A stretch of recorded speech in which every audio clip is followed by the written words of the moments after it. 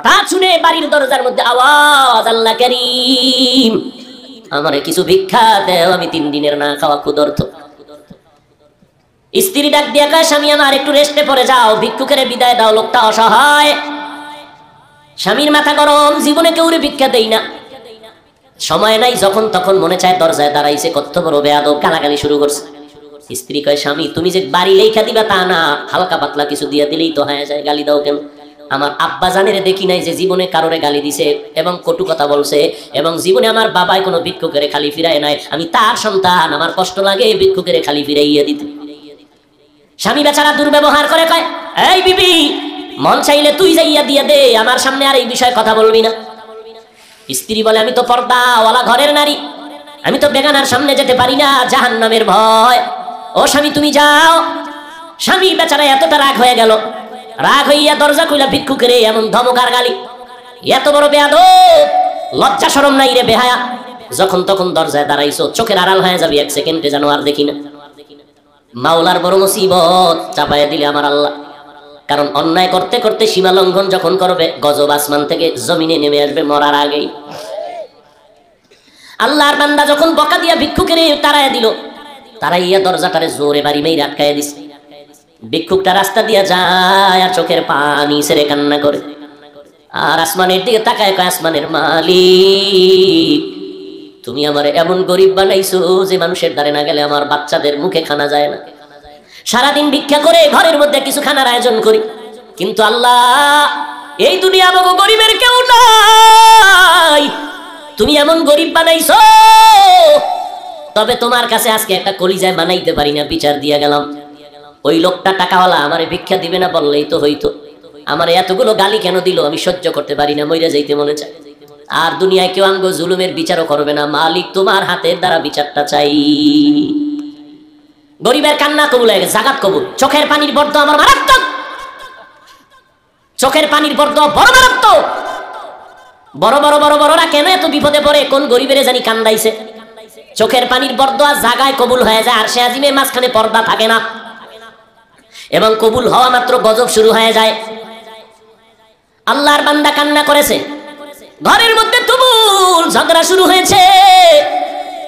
এবার স্ত্রীকে ডাক দিয়া তর্কে তর্কে তর্কে তর্কে, স্বামী বেচারা গরম, ব্যবহারের কোনো আদব নাই, ধমক দিয়া কয়, আমার ঘর থেকে বের হয়ে যাও, আর আমার ঘরে থাকবি না, আমার ভাত তোর জন্য হারাম করে দিলাম, তালাক দিয়ে দিলাম। নিয়ামত আল্লাহ দিছে, লাথি মেরে সেই নিয়ামতের তাড়ায় দিছে। আমার আল্লাহর ওয়াদা, ওয়ালা ইন কাফারতুম ইন্না আযাবি লাশাদীদ, গাদ্দারি করবি, কঠিন শাস্তির মুখে পড়তে হবে। কপাল থেকে নেককারিনী মহিলা তালাক দিয়ে দিল, কপাল খারাপ। অনেক মানুষ গ্রামে কয় সুখে থাকতে, বড় কঠিন। আল্লাহ শান্তি দেয়, মানুষ লাথি মাইরা তাড়ায় দেয়, শান্তি লাগে না। আল্লাহর বান্দি চোখের পানি ছেড়ে কান্না শুরু করলেন, কারণ জাতের মাইয়া যারা, জাতের অজাতের না, জাতের যারা মাইয়া, এরা টাকার দিকে তাকায় না, সম্মান আর ইজ্জতের দিকে বড় নজর করে। আমি জাতের মেয়ে, জীবনে কলঙ্ক আসবে কেন, স্বামী খারাপ পাই ভালো পাই, জীবনে আমার স্বামী হবে একজন আর কেউ না। কলঙ্কের বোঝা নিতে চাই না, কে তার কান্না থামাবে? বাধ্য হইয়া আল্লাহর বান্দি কান্না করে করে করে করে বাবার বাড়ি চলে গেল। ও বাবা, আমার কপাল খারাপ, আমার স্বামী আমারে বিদায় করে দিয়েছে। বিয়ার বর হতে আজ পর্যন্ত স্বামীর খেদমতে কোনো ত্রুটি করি নাই, কিন্তু এক গরিব ভিক্ষুকের সুপারিশ করতে গিয়ে আজ আমার তালাকের স্লোগান চলে আসলো। বাবাও বড় ভালো সন্তান, কন্যাকে সান্ত্বনা দিয়া কয়, ধৈর্য ধারণ কর, কোরআন তেলাওয়াত কর, মালিকের ফয়সালার অপেক্ষায় থাক। দীর্ঘ 1 বছর আল্লাহর বান্দি ঘরের মধ্যে পর্দা রক্ষা করে, কোরআন তেলাওয়াত করে, আর মাওলার দরবারে যায় নামাজে কান্দে। আল্লাহ, চাইছিলাম স্বামীটারে আমি হেদায়েতের পথে নিব, পারলাম না, কপালে নাই। আল্লাহ, তুমি এমন একজন স্বামী যদি আমারে কপালে রাখো, যেই স্বামী দিনদার হবে, একটা দিনদার স্বামী মিলায় দাও। দীর্ঘ 1 বছর পরে বিয়া হয়ে গেল, একজন দিনদার স্বামী পাইল। যদিও টাকা নাই, বাড়ি নাই, গরিব, কিন্তু আমার মাওলার বড় আশে। স্ত্রীর ওযুর পানিটা আগাইয়া দেয় আল্লাহ, স্ত্রীর গোসলের পানি আগায় দেয়, বাথরুমটা নিজে ধুইয়া দেয়, খানার প্লেটে গিয়া খেদমত করে, রান্নাঘরে গিয়া খেদমত করে। আল্লাহ, আমার মায়ার নবীর কেমন আদর্শ। আম্মা জান আয়েশা বলে, পাক করতেছি, নবী আয়েশা খেদমত করে, তরকারি আগায় দেয়। নবী একদিন বাজার থেকে রান্নার মাল কিনা নিজে হাতে কইরা নিয়ে যায়, একজন সাহাবী দৌড়ে কয়, নবী আপনি তো রহমাতুল লিল আলামিন, আপনি কেন নিবেন? ডাক দিয়ে কয়, সাহাবী দায়িত্ব আমার, আমাকে পালন করার সুযোগ দাও, আমার দায়িত্ব পালন করতে হবে, আমি রহমতের নবী। এরে নবীর উম্মত, স্বামী এখন নামাজের আগে স্ত্রী কয় নামাজ পড়বা, রান্না বাড়ি বন্ধ। এক বেলার নামাজও যেন টাইমের থেকে উল্টা পাল্টা না হয়। নামাজ পড়বা, এরপরে রান্না হলে হলো, না হলে নাই। খাইয়া দাইয়া বড় শান্তিতে, মরিচ দিয়ে খাইয়া বড় কলিজায় শান্তি। এবার আমার মাওলা কিছু আপন বান্দাদেরকেও মহাপরীক্ষায় ফালায়। এবার আল্লাহর পরীক্ষা শুরু হয়ে গেল। একদিনের ঘটনা, হঠাৎ দুপুর বেলা খানা খাইয়া স্বামী আর স্ত্রী রেস্টে যাবে, কথাবার্তা বলতেছে নির্জন ছোট ঘরের মধ্যে। আল্লাহর পরীক্ষা, দরজার সামনে আওয়াজ, একজন ভিক্ষুক ডাক দিছি, আমি ভিক্ষার জন্য আসছি, আমারে একটু ভিক্ষা দাও, আমি বড় ক্ষুধার্ত। আল্লাহর বান্দি চিন্তায় পড়ে গেল, সেই আগের পরীক্ষা না জানি শুরু হয়ে গেছে। আল্লাহর বান্দি আবার স্বামীকে বলবে দূরের কথা, স্বামী লাফ দিয়ে উঠা কয়, বিবি এমন একটা টাইমে ভিক্ষুক আমার দরজায় দাঁড়াইছে, খানার টাইম, ভিক্ষা দিব পরের কথা, দেখো কিছু খানা দেওয়া যায়নি। এই নিব হারাম টাকাওয়ালারা গরিবের লাথি মারতে চিন্তাও করে না। অথচ মদিনার নবী বলেন, গরিবেরা ধনী লোকের 500 বছর আগে জান্নাতে চলে যাবে। আল্লাহর বান্দা বলে, বিবি দেখো। এবার স্বামী বেচারা দরজা খুলে দেখে ভিক্ষুক, বৃদ্ধ মানুষ, হাঁটতে বড় কষ্ট হয়। বলে, আসেন, খাইছেন নি? কয় খাইনি। ঘরের দরজা কইলা সামনে বসাইছেন একটা পাটির মধ্যে। ঘরে গেলেন, বিবি তাড়াতাড়ি কিছু দাও খানার জন্য। খানা দানা তেমন নাই, যা কিছু আছে দিয়ে তরকারি দিয়ে খানা দিল। আল্লাহর বান্দা খানা দিলেন। ভিক্ষুক ঘরের সামনে বসে বসে খানা খায়। হঠাৎ ঘরের মধ্যে আল্লাহর বান্দির নজর একটা পড়ে গেল ওই ভিক্ষুকের চেহারার মধ্যে। আল্লাহর বান্দি মহিলা ভিক্ষুকের চেহারায় অনিচ্ছায় নজর পড়ার পরে কেমন যেন শরীরের মধ্যে একটা কম্পন শুরু হয়ে গেল।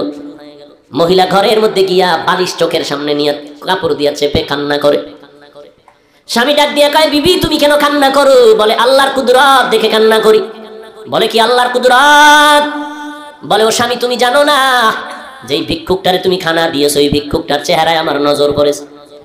আমার মনে সন্দেহ জাগতেছে, যেই লোকটা সামনের দরজায় বসা ভিক্ষার থালা নিয়ে আসছে, আমার কেনই যেন মনে হয় আমার আগের স্বামীর চেহারার মতো দেখা যায়। এবার স্বামী বেচারা চোখের পানি ছেড়ে কান্না করে, বিবি গোপন রাখতে চাইছিলাম, বলতে চাইছিলাম না, যেহেতু তুমি ধরেই ফেলেছো শুনে নাও, মাওলা কিন্তু সীমা লঙ্ঘন পছন্দ করেন না। তোমার মতো একটা নেককারিনী বিবি পাইয়া ওই স্বামী তোমার, ঠিক আছে, তোমার মতো বিবি পাইয়া শুকর আদায় করে নাই, গাদ্দারি করেছে, জুলুম করেছে, আল্লাহ বেজার হয়েছে। বলো বিবি, তোমার ওই স্বামীর সাথে দূরত্ব কেন হয়েছিল? বলে, একটা ভিক্ষুকের ভিক্ষাকে কেন্দ্র করিয়া আমার স্বামী গালাগালি করেছে, ভিক্ষা দেয় না, আমার আল্লাহ বেজার, তালাক দিয়েছে। আল্লাহর বান্দা ডেকে বলে, স্বামী বিবি আমার মাওলা যে কেমন দয়াময় মালিক, আমার আল্লাহ কেমন দয়াময়, কেমন রহমান, আমার আল্লাহ বড় দয়াশীল, আমার আল্লাহর মতো দয়াময় কেউ নাই। ওই স্বামীর ঘরে তুমি যেদিন ছিলা, ভিক্ষুক গিয়া ভিক্ষা চাইছিল, তোমার স্বামী কি ব্যবহার করেছিল? বলে, ও স্বামী আমার ওই পুরুষটা চূড়ান্ত গালাগালি করে ভিক্ষুকের কাঁদাইছে। এবার ডাক দিয়ে কয়, বিবি আমার ওই দিন ভিক্ষুক ভিক্ষা চাইছিল, কিছু দিয়ে দিলেই তো হয়ে যায়, কিন্তু গাদ্দারি করার কারণে ভিক্ষুক এমন কান্না দিছে। আল্লাহ তাআলা ওই ভিক্ষুকের শুধু এখন ভিক্ষাই দেয় না, ভিক্ষা দেওয়ার আসল মালিকটা পর্যন্ত ভিক্ষুকের মাওলায় হাদিয়া দিছে। ওই দিনের ভিক্ষুক আর কেউ না, আমি স্বামী ছিলাম ওই দিনের ভিক্ষুক। আমি আমার মালিকের কাছে কান্না করার কারণে আজ আমার আল্লাহ শুধু ভিক্ষাই দেয় নাই, আল্লাহ তাআলা ভিক্ষা দেওয়ার পুঁজি বড় মুক্তার দানা তোমাকে আল্লাহ আমারে হাদিয়া দিয়েছে। শুকরে নেমাত নেমাত দাতা আফজু কুনাত, কুফরে নেমাত আজকা ফাতবিরু কুনাত, হামদুলাকা শুকরে লাকায়া যুলমিনান হাজিরিয়া নাজিরি বরহালেমা। এরে যুবক, বুড়া হওয়ার আগে যৌবনটারে বড় নিয়ামত মনে করিয়া কদর কর। বয়স হওয়ার আগেই তোর যৌবনটারে গুনাহ করিয়া নষ্ট করিস না রে বাবা। পায়ে হাত রেখে বলি, কয়দিন আর বাঁচবি? এই চিত্রাং নামের মহামারীতে যুবক মরিয়া গেল, গাছ পড়লো ঘরের উপরে, যুবকও মারা গেল, স্ত্রীও মারা গেল, কন্যাও মারা গেল। কয়দিন আর বাঁচবি রে যুবক? আজকে থেকে তওবা কর, আমার আল্লাহ শক্তি দিছে, শক্তিটারে দিনের কাজে লাগাও। আমি বলি না তুমি মাদ্রাসায় আসো, টুপি পরো, পাগড়ি পরো, আমগো মতো হুজুর হয়ে যাও, না, একবারও না। স্কুলে পড়ো আলহামদুলিল্লাহ, কলেজে পড়ো আলহামদুলিল্লাহ, চাকরি করো, ব্যবসা করো আলহামদুলিল্লাহ। তবে আমার মাওলার সাথে এতদিন যে গুনাহ করছো, আমার মাওলার থেকে দূরে সরছো, গাদ্দারি করছো, গুনাহ কইরা কইরা নিয়ামতের ঘুমটাকে নষ্ট করে, চেহারা নষ্ট করে ফেলছো। আজকে থেকে তওবা করে নেও, মা বাবার দোয়া নিয়ে চলবা, 5 বেলার নামাজ ছাড়বা না। তোমার মতো যুবক স্কুল কলেজে পড়ে, 5 বেলার নামাজি অভাব নাই, তুমি কেন পারবা না? তোমার মতো বান্দা কৃষি কাজ করে, নামাজ ছাড়ে না, ড্রাইভারি করে, নামাজ বাদ দেয় না, তুমি কেন পারো না রে বাবা? আল্লাহর ধরাটাকে তুমি স্বাভাবিক মনে করছো, আল্লাহর কোরআনটাকে মিথ্যা মনে করেছো। আমার আল্লাহর ধরা বড় কঠিন, আমার আল্লাহর কথা সত্য, সব কোরআনে বয়ান আছে। কি অন্যায় করলে কি শাস্তি হবে আল্লাহ সব বলে দিয়েছেন। আজকে তুমি বাহাদুরের মতো চলো না, যেদিন সাদা কাপড়ে ডুববা সব বাহাদুরি বন্ধ হয়ে যাবে। অন্ধকার কবরে গেলে ওই সময় বুঝবা অন্যায় করার কেমন স্বাদ। অতএব আল্লাহর কোরআন সত্য মনে করিয়া, নবীর কথা সত্য মনে করে, ওলামায়ে কেরামের কথা সত্য মনে করিয়া আল্লাহর কাছে তওবা করে নাও। মনটাকে বুঝাও রে মন।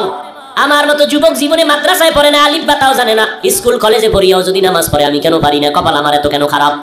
আমার মতো বান্দা যদি ড্রাইভারি করে, র‍্যাব, আর্মি, পুলিশ, বিডিআরের চাকরি করে, কোটি টাকার ব্যবসা করে, নামাজ পড়ে, আমি কেন পারি না? এরে আম্মা জানেন, আপনার মতো বহু মা এখনো এই এলাকার মধ্যে আছে, 5 বেলার নামাজ পড়ে, রাতে তাহাজ্জুদের নামাজও পড়ে, পর্দা করে, হালাল খায়, বেপর্দায় কোথাও যায় না। ও আম্মা জান, আজকে সময় আছে, তওবা করে নেন। বৃদ্ধ বাবাজিরা আল্লাহর কাছে তওবা করেন। কয়দিন আর বাঁচবেন?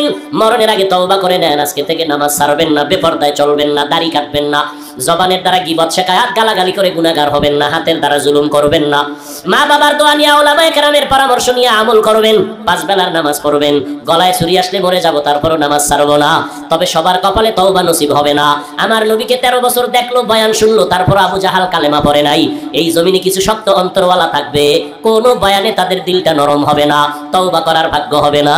তবে 2-1 আল্লাহর বান্দা মরণের কথা স্মরণ করিয়া যদি তওবা করে, আল্লাহকে ডেকে ডেকে বলে, হে মালিক, এই ময়দানে আমার মতো গুনাহগার কেউ নাই, গুনার কারণে হাত না পাক, চোখ না পাক, জিহ্বা না পাক, অন্তর না পাক, এই অবস্থায় যদি তওবা না করিয়া কবরে যাই, ওই অন্ধকার কবরে কেউ নাই, কেউ নাই, অন্ধকারের ঘর, মাটির ঘর। আল্লাহ পাকের দরবারে যদি জবাব দিতে না পারি, গ্রেফতারি পরোয়ানা শুরু হয়ে যাবে, ওই কবর জাহান্নামের আগুনে ভরে যাবে। আল্লাহর কাছে তওবা করো, মরিয়া গেলে যাব, হায়াতের মালিক আল্লাহ, ইজ্জতের মালিক আল্লাহ, রিজিকের মালিক আল্লাহ। জীবনে মরলেও আর নামাজ ছাড়বো না, বেপরদায় চলবো না, মা বাবার বিরুদ্ধে যাব না, ওলামায়ে কেরামের বিরোধিতা করব না, আহলে হক ওলামাদের পরামর্শ নিয়ে চলবো, দেশ ও জাতির বিরুদ্ধে ষড়যন্ত্র করব না। তওবা করার মতো যদি অন্তর তৈরি হয়, মুনাফিকি যদি না থাকে, খাঁটি তওবার অন্তর যাদের অন্তরে আছে, নিয়ত আছে, আল্লাহর মহব্বতে দুটো হাত আমার আল্লাহকে দেখাইয়া দাও। আল্লাহ তওবা কবুল করে নেন। আয় আল্লাহ, তওবার উপরে মজবুত হইয়া চলার মতো তৌফিক দান করেন, আমিন। আলহামদুলিল্লাহি রাব্বিল আলামিন।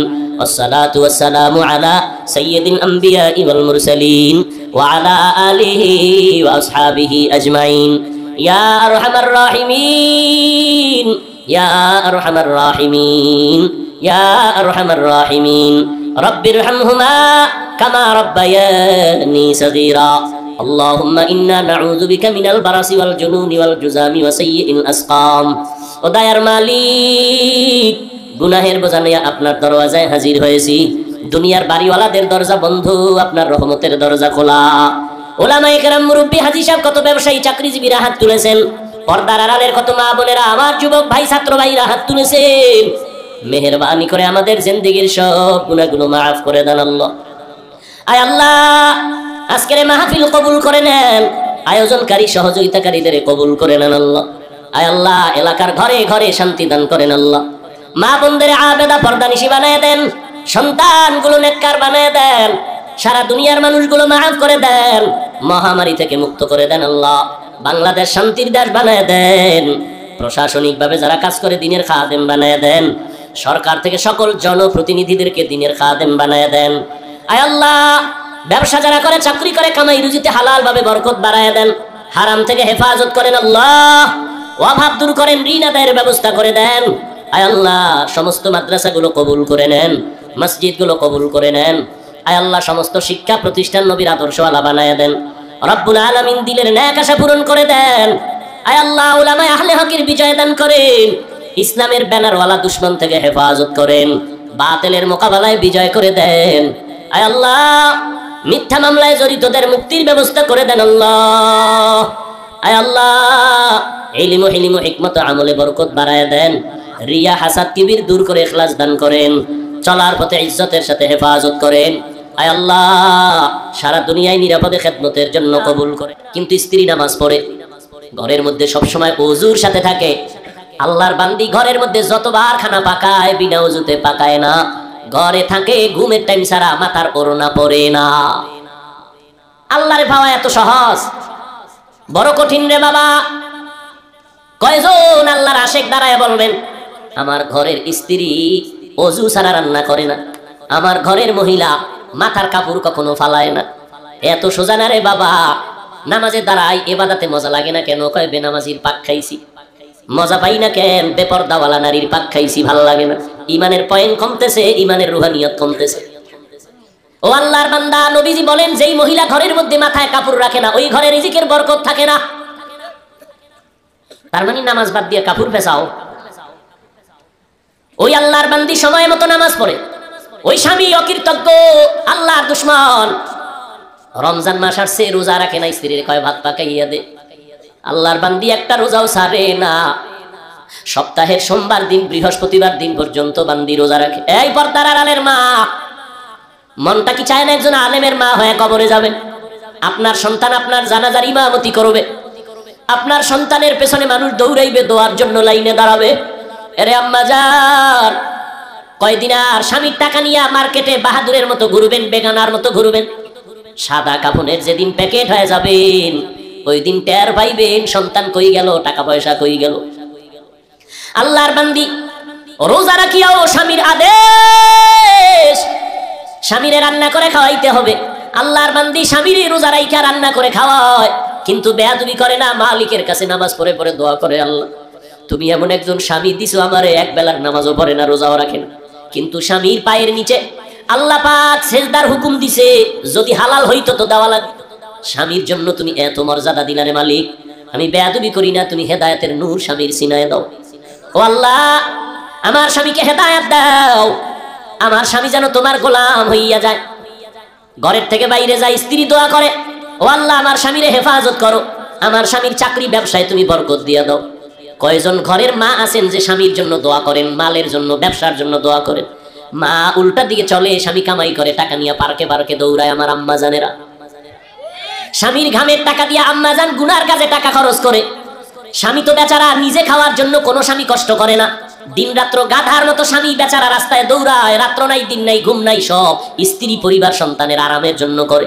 কিন্তু আম্মা জানেরা মূল্য দেয় না। স্বামীরে কয় স্বামী আমার জন্য একটা জিনিস আনবানি, স্বামীর পকেটে একটা টাকাও নাই, তারপরও কয় আসবো নিয়ে আসবো। জানতে দেয় না যে আমার পকেটে টাকা নাই। বাজারে যাইয়া ঘুরে, আমার বন্ধু কই, আমি কিছু টাকা ধার নেওয়া লাগবে, কারণ আমার স্ত্রীর ওয়াদা দিয়েছি, স্ত্রীর মন রক্ষা করা লাগবে। ও আম্মা জান, তুমি জানো না স্বামী তোমার জন্য কি পরিমাণ ত্যাগ স্বীকার করলো, এত কষ্ট করে। আল্লাহর বান্দা বন্ধুর কাছে টেলিফোন করলো, 1000 টাকা দাও, টাকা নাই। এভাবে কয়েকজনের কাছে ঘুরে ঘুরে অল্প টাকা নিয়ে স্ত্রীর জিনিসটা নিয়ে আসছে, নিয়ে স্ত্রীর হাতে দিছে, স্ত্রী খুশি। স্বামী বেচারা টেনশন, আমি ধার করা টাকা কেমনে দিব? ওয়াদা দেওয়া আছে 5 দিন পরে দেওয়া লাগবে। ঠিক ওয়াদার দিন পাওনা তারা কয় বন্ধু টাকা দে, কয় ভাই একটা দিন সময় দাও, গালাগালি শুরু করছে। স্ত্রী শুনে কয় কি ব্যাপার, লোকটা গালি দেয় কেন? কয় টাকা ধার আনছি। কেন? কয় আমার একটা কাজে আনছিলাম। তো কয় না, তোমার মন রক্ষা করার জন্য আনছিলাম। আরে আম্মা জান, ওই আল্লাহর বান্দি এত বড় নামাজি বান্দি, স্বামীর জন্য দোয়া করে আল্লাহ ব্যবসায় বরকত দাও, কিন্তু অকৃতজ্ঞ বেঈমান একটা নেককারিনী স্ত্রী পাইয়া শুকর আদায় করলো না, কপাল বড় খারাপ। মাওলায় দিছিলেন দয়া কইরা একটা ভালো মহিলা, কিন্তু ধইরা রাখতে পারে নাই নিমক হারামে। একদিনের একটা ঘটনা ঘটেই গেল ঘরের মধ্যে, বলবো নি? বেশি কষ্ট হইতেছে আপনাদের? হায় হায় হায়, হঠাৎ দুপুর বেলা খানা খাইয়া স্বামী বেচারা